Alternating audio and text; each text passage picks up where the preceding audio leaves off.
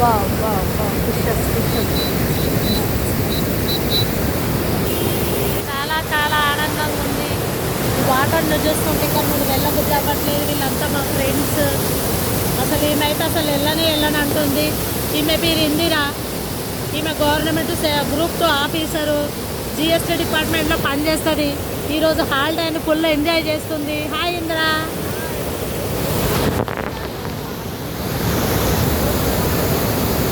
చేపలు పడతా ఉన్నారు వీళ్ళు. చేపలు చేపలు చేపలు.